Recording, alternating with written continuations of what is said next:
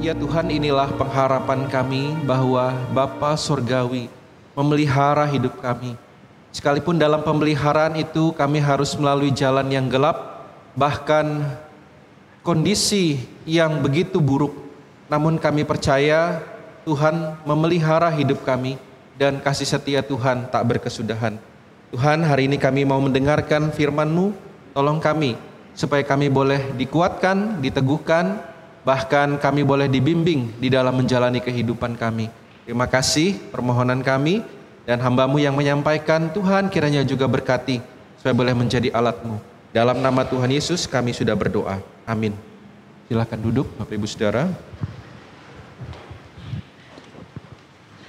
Saudara, pagi hari ini kita akan merenungkan satu tema, yaitu kasih setia Tuhan abadi atau selamanya atau tidak berkesudahan, yang diambil dari kitab Ratapan pasal 3 ayat 21 sampai ayatnya yang ke-24. Saya mengundang saudara bersama-sama dengan saya membaca seluruh bagian ini ya, hanya 4 ayat. Kita membacanya secara bersama-sama saudara, 4 ayat ini. Mari kita baca Ratapan 3 ayat 21 sampai 24. 1, 2, 3. Tetapi hal inilah yang kuperhatikan. Oleh sebab itu aku berharap, tak berkesudahan kasih setia Tuhan, tak habis-habisnya rahmat-Nya, selalu baru tiap pagi, besar kesetiaan-Mu. Tuhan adalah bagianku, kata jiwaku. Oleh sebab itu aku berharap kepadanya. Sudah firman Tuhan atau teks yang kita baca tadi, ayat yang begitu menguatkan, seolah gambaran ucapan syukur saudara ya. Tak berkesudahan kasih setia Tuhan, atau kasih setia Tuhan itu kekal, abadi, selama-lamanya. Rahmat-Nya itu tidak pernah habis, bahkan selalu baru tiap pagi. Tiap kita bangun pagi, ada lagi berkat-Nya, ada lagi rahmat-Nya. Besar setia Tuhan. Saudara, kalimat ini tentu kalimat yang mendatangkan sukacita saudara ya. Dan mudah mungkin kita ucapkan kalau kita dalam kondisi saudara, sedang menerima berkat ya, atau sedang menerima sesuatu. Maka kita dengan gampangnya mengatakan tak berkesudahan kasih setia Tuhan. Bangun pagi ya sudah ada langganan. Bangun pagi sudah ada orderan gitu saudara. Kita gampang sekali mengucapkan kalimat ini. Tetapi menariknya saudara, ayat ini berada di dalam kitab yang disebut sebagai Ratapan saudara. Justru ayat ini berada bahkan di tengah-tengah saudara, pasal 3 dari 5 pasal yang berisi tentang keluhan, tentang kesukaran, tentang penderitaan. Tapi justru di tengah-tengahnya ini ada kalimat tak berkesudahan kasih setia Tuhan. Kalau boleh ditanya sama penulis kitab, kasih setia Tuhan yang mana gitu ya? Atau rahmat-Nya yang mana? Karena isi kitab Ratapan penuh dengan keluh kesah. Saudara, tentu tidak mudah ketika dalam kondisi yang sulit atau bahkan kita sedang ada masalah mengucapkan kalimat ini. Sebagaimana yang dialami, saya baca satu kisah saudara ya, ini kisah masa pandemi yang lalu saudara. Sorry, ini bisa lompat ya. Yaitu ada satu cerita pilu para ibu yang kehilangan suami akibat COVID-19 saudara ya. Ini mungkin kita sudah berusaha lupakan saudara kisah-kisah sedih ini. Tapi menarik waktu saya baca ada salah satu kisah saudara dari seorang ibu. Saudara, ibu ini bekerja sebagai seorang dokter rumah sakit saudara. Jadi sebelum COVID itu saudara, dia dan suaminya juga adalah seorang dokter. Mereka hidupnya sangat baik saudara. Mereka dikaruniai seorang putra itu saudara ya, seorang anak yang menjadi kebanggaan mereka. Mereka hidup berkecukupan, mereka hidup penuh dengan saudara ya, segala sesuatu mereka miliki. Pekerjaan yang baik, dokter spesialis yang terkenal saudara. Lalu anaknya juga anak yang pintar, anak yang pandai, anak yang taat. Wah, ini anak idaman ceritanya saudara ya. Dan mereka juga pelayan Tuhan yang baik, suami istri ini sebagai dokter. Bukan hanya pekerjaannya baik, tapi juga bahkan pelayanannya baik. Mereka adalah orang-orang yang setia, beribadah, sekalipun dalam kesibukan dan memberi persembahan. Tetapi saudara, sesuatu itu bisa berubah tiba-tiba dan sangat drastis ketika ada pandemi COVID nih saudara. Yang pertama saudara, suaminya ini bekerja di rumah sakit, tentu dia harus melayani juga pasien-pasien COVID dan tidak lama kemudian terjangkit lah saudara ya. Dan mungkin waktu dia pulang, akhirnya dia juga membawa virus ini ke rumah dan anak dan istrinya juga kena saudara. Nah akhirnya mereka semua ini satu keluarga saudara ya, dokter ini dirawat dan sedihnya saudara ya, suaminya yang dokter ini saudara dan anaknya ini tidak bisa diselamatkan. Hanya tinggal istrinya. Saudara betapa sedihnya saudara, apalagi dia seorang dokter. Dokter yang punya keilmuan sebenarnya untuk menolong pasien. Dia bekerja setiap hari menyelamatkan orang lain. Tetapi hari itu bahkan dirinya sendiri atau bahkan keluarganya, suami satu-satunya, anak satu-satunya, dia tidak bisa selamatkan. Dia tidak bisa berbuat apa-apa. Bahkan ibu ini berpikir, saudara, kenapa tidak saya sekalian saja? Kenapa harus saya selamat? Dan harus mengalami duka cita, harus mengalami perasaan ditinggal orang yang saya kasihi. Saudara, dalam kondisi ini, tidak mudah, saudara, kalau mau baca kalimat ini. Tak berkesudahan kasih setia Tuhan. Selalu baru rahmat-Nya. Tiap pagi ada selalu berkat-Nya. Bukankah kenyataannya dia tiap pagi bangun dan menangis, mengingat suami dan anaknya yang sudah meninggalkan dia. Saudara, tidak gampang dalam kondisi yang seperti itu. Nah saudara, kita peratapan yang kita baca tadi saudara, adalah sebuah ungkapan kesedihan, namun juga ungkapan harapan. Ratapan itu berarti teriakan yang disuarakan, bukan hanya air mata, saudara, tapi menyuarakan teriakan itu. Bahkan kata ratapan itu, saudara ya, atau dari bahasa Ibrani itu ehah, saudara. Ini berarti bagaimana atau mengapa. Kalimat pertanyaan. Karena dia tidak mengerti kenapa ini terjadi, maka keluar kalimat itu, saudara. Why? Kenapa Tuhan? Nah sehingga saudara ini diterjemahkan sebagai teriakan, pertanyaan kepada Tuhan. Mengapa? Kalimat atau kata ratapan ini saudara. Ini adalah suatu bentuk kekecewaan dan protes. Ya saudara, kita boleh protes bahkan kepada Tuhan. Kalau kita lihat bahkan isi Alkitab banyak sekali yang berisi tentang kekecewaan, protes dari umat Tuhan kepada Tuhan. Mungkin bagi yang bersalah lalu dapat penderitaan, dia nggak berani protes. Tapi begitu banyak kita lihat anak-anak Tuhan, orang percaya, yang mengalami penderitaan tapi dia nggak tahu salahnya apa. Bukankah dia setia, bukankah dia melayani Tuhan. Tapi mengapa penderitaan masih tetap ada? Dan ini adalah satu bentuk kekecewaan. Satu bentuk protes, pertanyaan kepada Tuhan, mengapa? Bagaimana mungkin ini bisa terjadi? Saudara, namun di satu sisi kita peratapan juga adalah ungkapan untuk melegakan hati, menenangkan hati, karena kejadian yang sangat pilu. Saudara, jadi perlu juga saudara ya, kita meratap, bahkan kalau di Yerusalem itu ada tembok ratapan saudara ya, bagaimana Israel pun meratapi dia belum bisa memiliki kota itu. Dia meratapi, dia berteriak, dia menangis. Saudara. Bahkan kita perlu saudara, supaya hati ini tenang, supaya lega hati kita. Ya tentu tidak perlu saudara ya, di depan umum. Mungkin kita bisa meratap kepada Tuhan di tempat-tempat yang kita rasa kita bisa ungkapkan. Atau bahkan kepada teman dekat kita saudara ya, yang bisa mengerti perasaan kita. Ungkapkan itu, jangan dipendam. Karena kesedihan yang dipendam itu akan menimbulkan luka di dalam diri kita. Saudara. Sehingga ada namanya kita peratapan yang dimana kita boleh berteriak kepada Tuhan. Kenapa? Bagaimana?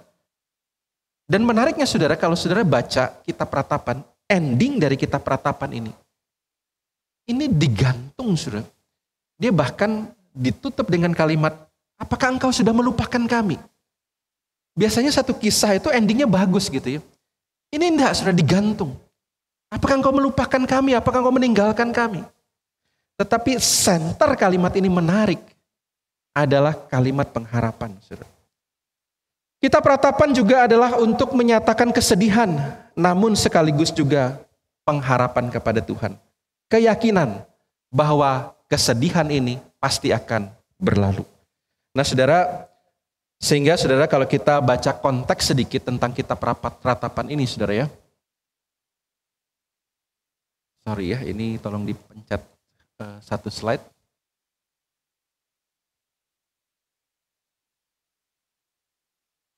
Kitab Ratapan kemungkinan ditulis oleh Nabi Yeremia karena meratapi jatuhnya Yerusalem, saudara, atau kerajaan Yehuda yang menyusul setelah kerajaan, dibantu aja nih, agak nge-lag dia.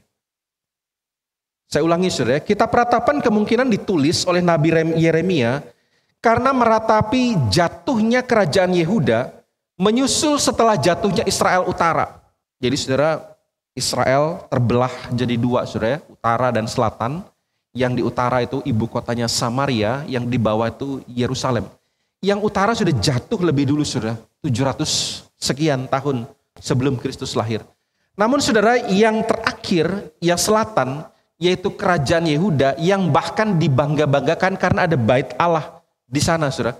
Itu pun pada akhirnya jatuh ibu kotanya 586 tahun sebelum kelahiran Yesus. Nah saudara, penulis kitab ini yang diperkirakan Yeremia, sekalipun dia tidak menyebut namanya, ia mengenang betapa indahnya, betapa megahnya, betapa kokohnya tembok Yerusalem itu. Betapa megahnya bait Allah, betapa banyaknya orang-orang yang datang beribadah. Dan ia hari itu meratapinya. Karena semua itu tinggal kenangan. Yang dia lihat adalah kehancuran saat ini. Oleh karena kerajaan Babilonia menyerang, membakar, dan menghancurkan kota Yerusalem. Saudara, kehilangan Yerusalem, tanah perjanjian, tanah yang diberikan oleh Tuhan, bahkan bait Allah sebagai lambang bahwa Allah hadir di sana. Tapi bait Allah pun runtuh, saudara. Bahkan menjadi orang buangan. Mereka bukan hanya dikalahkan, tapi sebagian besar dari mereka ditangkap dan dibawa ke kerajaan Babel. Saudara, bagi bangsa Israel, ini adalah sebuah penderitaan paling besar. Mereka sudah diberikan tanah perjanjian. Mereka ingat bagaimana susahnya di Mesir, mereka dapat tanah, mereka dapat lahan yang baik, mereka punya rumah yang kokoh, punya tembok yang baik, tapi hancur oleh karena serangan kerajaan Babilonia. Dan dalam penderitaan tersebut, sangat sulit sebenarnya bagi bangsa Israel untuk melihat dan merasakan kasih setia Tuhan yang abadi itu. Yang dikatakan tak berkesudahan, yang tiap pagi selalu baru. Sangat sulit bagi mereka untuk mengatakan hal tersebut. Saudara, kita bisa bayangkan misalnya hal ini seperti seorang yang, ini mungkin banyak juga sudah terjadi ya. Dahulu dia punya segalanya. Dia punya rumah, dia punya keluarga, dia punya anak, dia punya pasangan hidup, dia punya harta benda, sekalipun bukan super kaya atau konglomerat, tapi dia menikmati apa yang dia punya. Namun dalam tempo yang singkat, semua itu hilang. Seperti Ayub mungkin. Atau seperti kisah ibu tadi, yang tadinya punya segalanya, tapi dalam waktu yang singkat dia kehilangan segalanya. Saudara, dalam penderitaan tersebut sulit sekali melihat dan merasakan kasih setia Tuhan yang abadi dalam hidup kita. Sehingga saudara, ratapan ini muncul saudara atau ditulis untuk menyatakan ratapan, meneriakkan ratapan dan pengharapan akan kasih setia Tuhan yang abadi. Bahkan sangat menarik saudara, penulis menyatakan ratapan ini bukan sekedar kalimat-kalimat yang sudah berantakan. Tapi dia tulis dalam bentuk puisi yang unik, yang disebut sebagai puisi akrostik. Nah, apa itu akrostik, saudara? Akrostik itu adalah sebuah teknik menyusun kalimat yang diatur sedemikian rupa dalam urutan huruf tertentu sehingga membentuk sebuah makna. Nah, misalnya gini, saudara ya. Nah, ini kita lihat. Huruf Ibrani itu ada 22 huruf, saudara ya. Kalau kita 26 alfabet. Jadi disusun Bisa urutan abjad, ya dari kanan itu alef, bet atau A, kita sebutnya B, lalu G, gimel gitu saudara, seterusnya sampai 22 huruf. Ini disusun saudara ya. Setiap kalimat itu ayat pertama dimulai dengan huruf alef gitu saudara. Lalu ayat 2 dimulai dengan huruf bet. Sehingga akrostik ini saudara, cantik.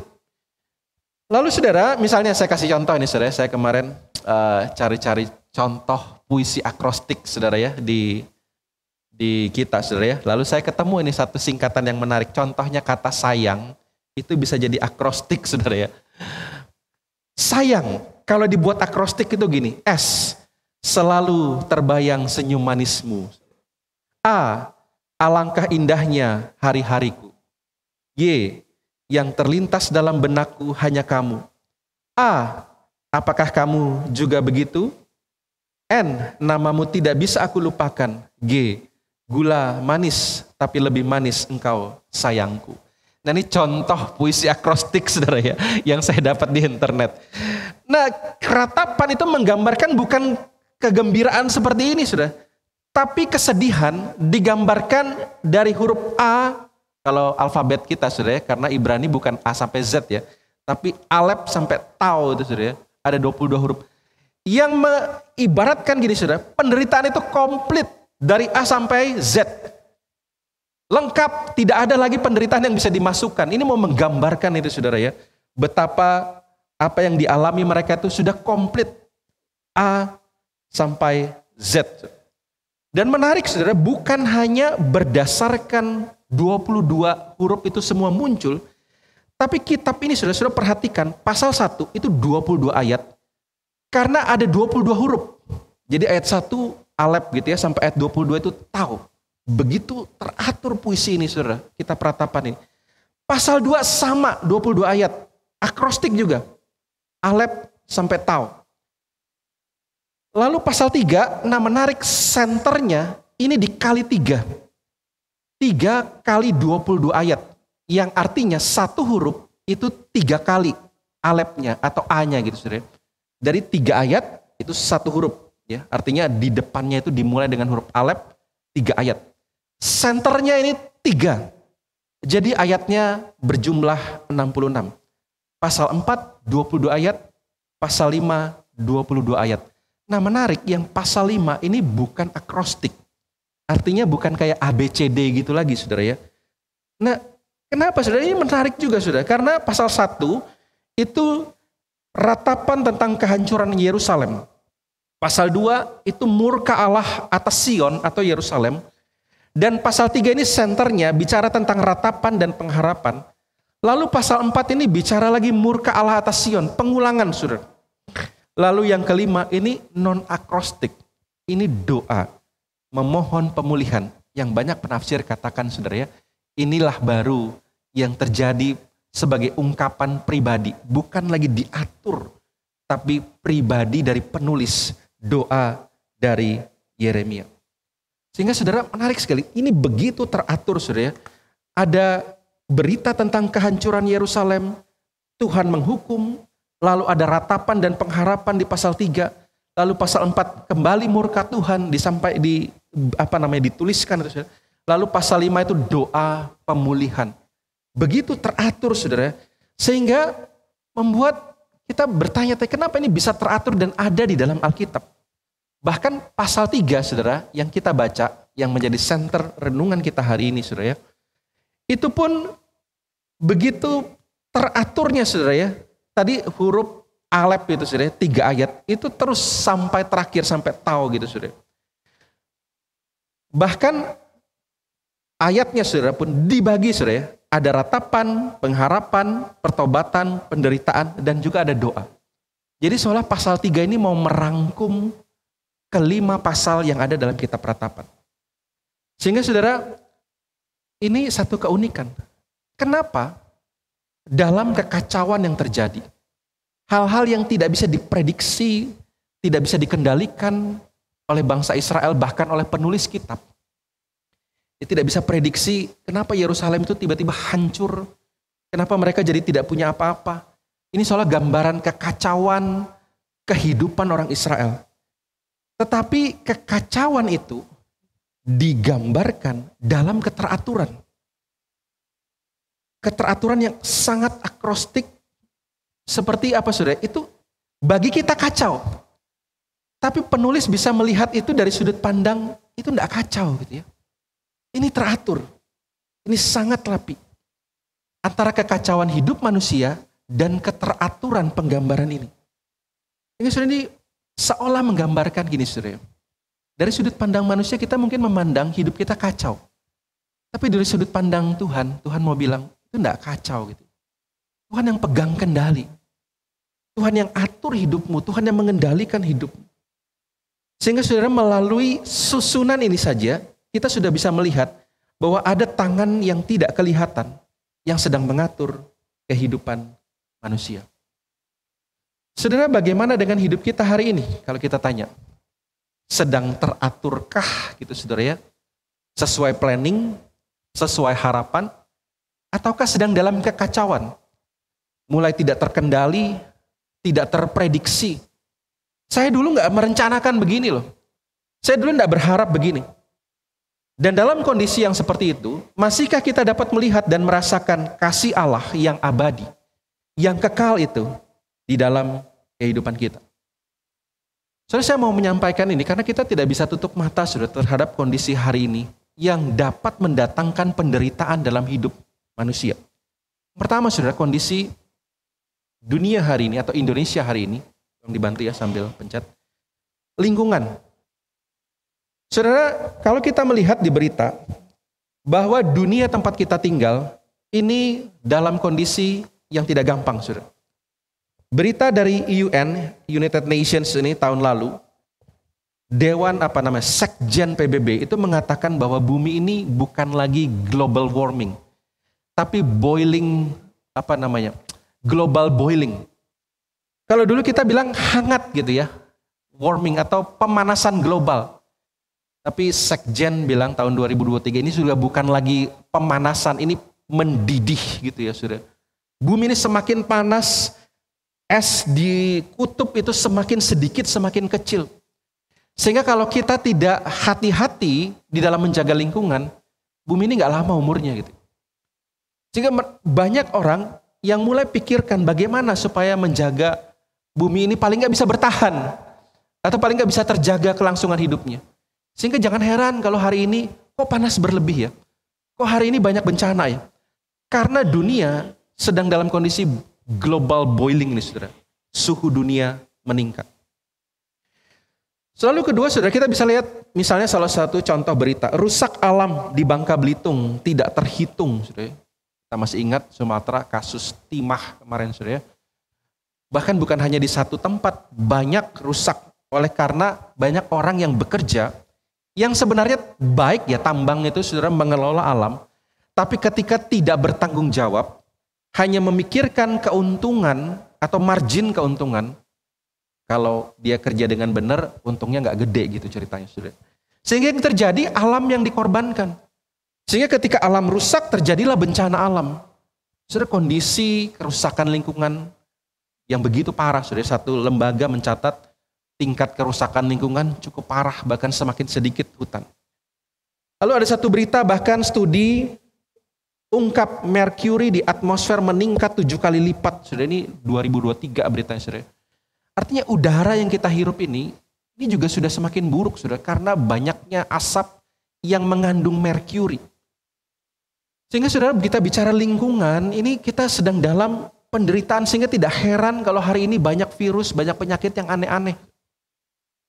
Kalau kita berkata, oh saya sehat saja, saya baik saja, saya tidak merasakan panas karena di rumah AC misalnya, saya tidak merasakan banjir karena saya tinggal di lokasi rumah yang baik gitu ya, atau perumahan yang baik. Saudara, mungkin kita belum mengalami. Bagaimana mereka yang mengalami itu saudara, yang menderita oleh karena lingkungan ini. Tidak mudah berkata kasih setia Tuhan itu abadi. Lalu saudara, kalau kita lihat bahkan situasi politik hari ini, next ya. Betapa perpecahan di Indonesia ini semakin, kalau boleh dilihat saudara ya, semakin meruncing. Misalnya konflik Israel-Palestina membelah bangsa Indonesia ini menjadi politik agama saudara ya. Seolah-olah ada satu yang membela satu bangsa tertentu karena agamanya. Nah, saudara, terjadi perpecahan di dalam bangsa, bahkan politik identitas. Kamu golongannya siapa gitu ya. Bahkan pemilu sudah selesai, yang berdebat masih panjang, saudara ya. Atau bahkan tentang kabar terbaru di Papua. Pilot Susi Air yang belum beres-beres, saudara ya. Situasi politik di mana provinsi-provinsi ada salah satu mungkin yang merasakan ingin merdeka. Saudara, situasi kalau mungkin kita katakan loh itu kan di sana.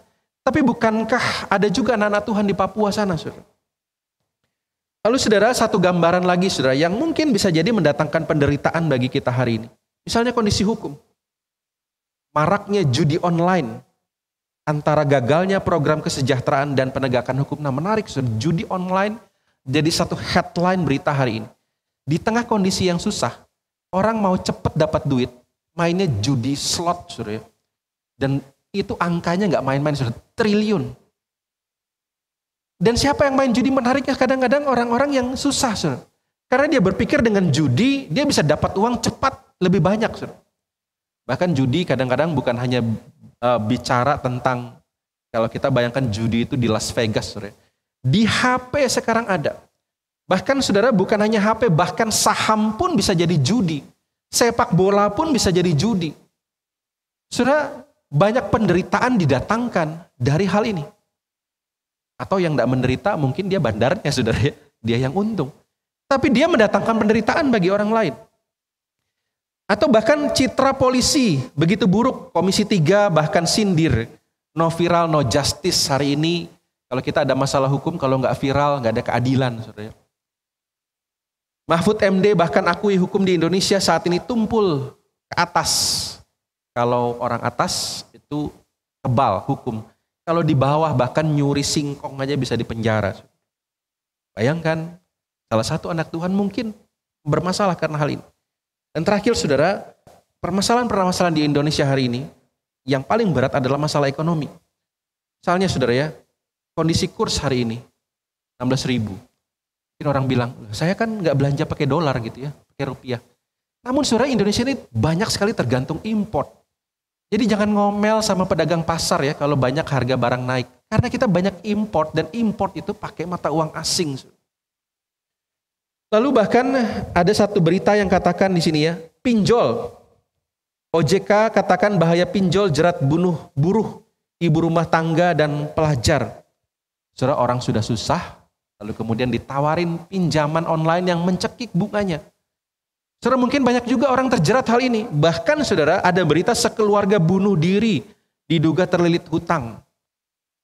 Saya nggak tahu jemaat kita mungkin diam-diam atau saudara ya, mungkin ada yang terlibat judi online, akhirnya bahkan untuk judi, akhirnya pinjaman online, akhirnya terlilit hutang. Saudara bersyukur kalau dia masih mau sharing gitu, saudara. Tapi hal-hal yang saya sebutkan tadi itu dapat mendatangkan penderitaan. Lalu saudara, bagaimana kita bisa lepas dari hal itu? Bagaimana kita bisa tetap kuat? Saudara, hari ini kita belajar dua hal saja saudara dari kitab Peratapan ini. Bagaimana kita bisa keluar dari penderitaan ini atau bisa tetap punya pengharapan seperti penulis kitab Peratapan. Yang pertama saudara, marilah kita mengakui bahwa bukan kita pemegang kendali hidup ini saudara ya. Saudara, saya tahu di belakang mungkin cukup jelas saudara ya. Tapi ini yang tadi saya bilang saudara ya.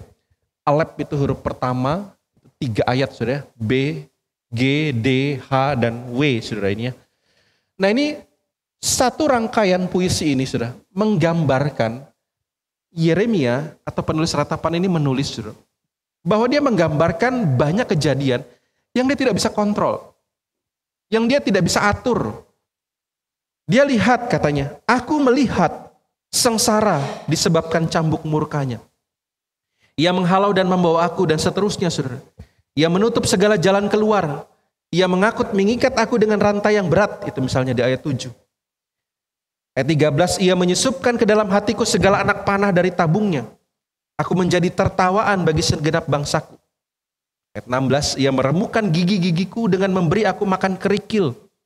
Ia menekan aku ke dalam debu. Engkau menceraikan nyawaku dari kesejahteraan. sampai aku lupa akan kebahagiaan. Dan ditutup dengan kalimat ini, saudara. Sangkaku hilang lenyaplah kemasyuranku dan harapanku kepada Tuhan. Yeremia ini sampai kaget, saudara ya. Kejadian yang dia tidak bisa bayangkan itu bisa terjadi. Sampai dia menyangka, hilanglah kemasyuran dan harapanku. Dia seolah-olah tidak bisa lihat, dia tidak bisa lagi kendalikan itu, dia tidak bisa lagi kontrol itu, saudara. Nah, saudara, kita perlu kesadaran ini, saudara ya, agar kita bisa melalui berbagai pergumulan yang disebabkan banyak hal, saudara. Kita bukanlah pengendali sejarah dan kehidupan kita, saudara. Di dalam kehidupan kita, seringkali ada kejadian tiba-tiba yang bahkan mendatangkan penderitaan. Bisa jadi itu sakit penyakit misalnya. Bisa jadi itu bencana alam. Bisa jadi itu kendala di pekerjaan kita. Bisa jadi itu bahkan konflik kita dengan pasangan kita. Mau bercerai, mau berpisah. Bisa jadi masalah dengan anak-anak, saudara. Sehingga kalau ditanya kita sih pengennya enggak begitu, saudara. Kita pengennya hidup kita baik. Kita pengen relasi dengan pasangan itu baik. Tapi seringkali yang terjadi dalam hidup, kita sudah berusaha maksimal, misalnya menyiapkan, kalau kita sakit jaga-jaga uang misalnya. Kita menyekolahkan anak supaya dia bisa baik gitu, saudara. Kita kasih nafkah pasangan, kita rawat keluarga kita. Seolah-olah kita merasa dengan itu semua, kita bisa kendalikan hidup kita akan baik-baik saja. Ya saudara, bisa jadi saudara ya, hidupnya baik. Tetapi bukankah seringkali banyak kejadian yang membuat kita kaget gitu ya. Ternyata bukan saya yang kontrol, tapi Tuhan. Bisa saja terjadi sesuatu yang mengubah kehidupan, seperti kisah seorang dokter tadi, saudara. Sehingga ini menyadarkan kita bahwa bukan kita yang mengendalikan hidup ini, tapi Tuhanlah yang mengendalikan kehidupan manusia. Kalau hari ini kita bisa mengatur hidup, itu semua karena kendali Tuhan atau izin Tuhan. Nah, sudah demikian yang dialami bangsa Israel. Bangsa Israel mengira bahwa mereka adalah penentu sejarah dan pengendali kehidupan. Sehingga mereka merasa tidak perlu untuk meminta petunjuk dari Tuhan. Ya, kalaupun mereka datang ibadah, bawa korban, itu rutinitas. Sedangkan keputusan yang diambil itu berdasarkan keinginan daging dan nafsu duniawi. Sehingga Allah menghukum mereka dengan berbagai penderitaan. So, mereka merasa tidak perlu bimbingan Tuhan. Mereka merasa tidak perlu untuk mentaati firman Tuhan. Sehingga ini yang terjadi, saudara. Tuhan menghukum mereka dengan berbagai penderitaan. Mereka pikir mereka bisa kontrol itu, saudara ya. Kalau kita baca kisahnya, mereka coba negosiasi dengan musuhnya. Tapi malah musuhnya nyerang mereka. Mereka pikir mereka bisa atur, padahal firman Tuhan berbeda dengan itu. Mereka pikir mereka bisa atur ketika mereka suap, mereka sogok. Taunya saudara, yang nyogok juga ketangkep misalnya. Mereka pikir mereka bisa atur supaya itu baik dengan melakukan dosa-dosa. Tapi ternyata saudara, yang terjadi adalah datangnya penderitaan. Kadang bahkan saudara ya, orang berbuat kejahatan, selingkuh. Mereka pikir mereka bisa atur itu tidak ketahuan. Tapi kalau Tuhan yang kerja, itu semua bisa terbongkar, saudara. Sehingga timbul penderitaan. Mereka pikir mereka bisa atur hidupnya, bahkan dengan dosa-dosa. Tapi ratapan menggambarkan, bukan kamu yang atur hidup ini. Tapi saudara, pertanyaannya, bagaimana dengan orang benar? Bagaimana mereka yang setia pada Allah? Bukankah mereka juga turut menderita? Saudara, ini bukan pertanyaan yang gampang, saudara ya. Namun satu hal yang bisa kita yakini, saudara, adalah menariknya dalam kehancuran hati. Seringkali, atau dalam penderitaan, saudara, seringkali kita mampu berjumpa dengan Allah dengan cara yang baru dan tidak terduga. Saudara, kita sering berjumpa dengan Allah dalam kebahagiaan. Kita sering berjumpa dengan Allah dengan ucapan syukur. Tapi saudara, penderitaan itu cara yang berbeda bagi kita untuk berjumpa dengan Allah. Bahkan cara ini adalah cara yang tidak terduga. Satu experience, satu pengalaman yang beda, saudara ya, ketika kita datang atau berjumpa dengan Allah dalam sukacita, dalam kegembiraan. Mungkin kenapa saudara? Kenapa? Karena ketika penderitaan terjadi, pertahanan kita melemah. Sehingga kita jadi lebih terbuka terhadap kehadiran Allah.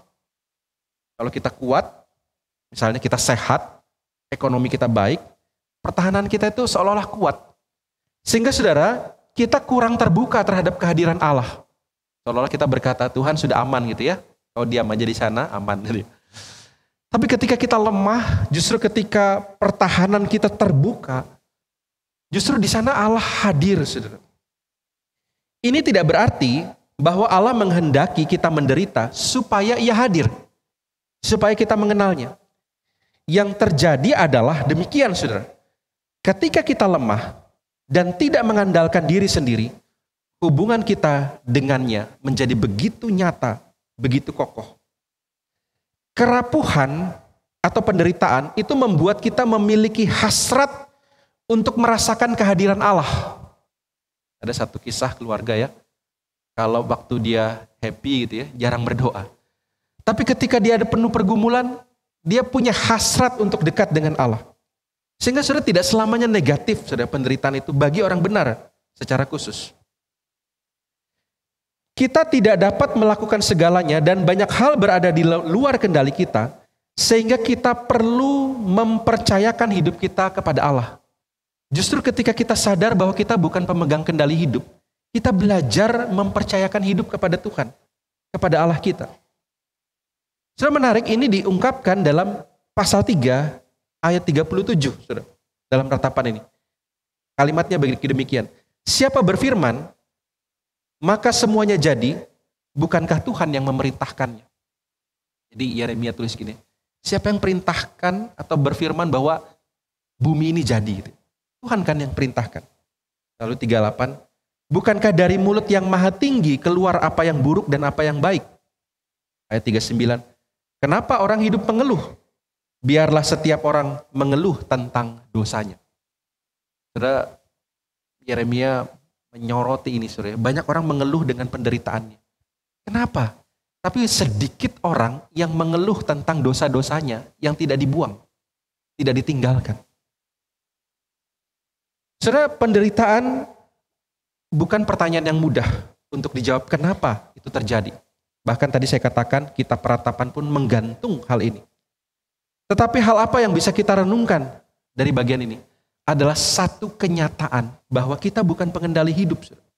Dan pada akhirnya kita harus mengakui bahwa kita bukanlah pengendali segala sesuatunya. Namun Tuhanlah yang memegang kendali sejarah dan hidup kita.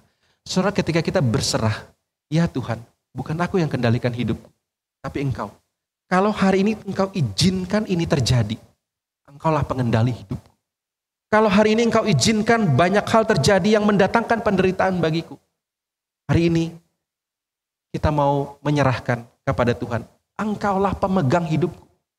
Sekalipun Engkau membawa aku ke dalam lembah kelam, lembah penderitaan, lembah kesulitan, aku tidak takut karena Engkau yang mengendalikan hidup. Engkau yang menopang aku.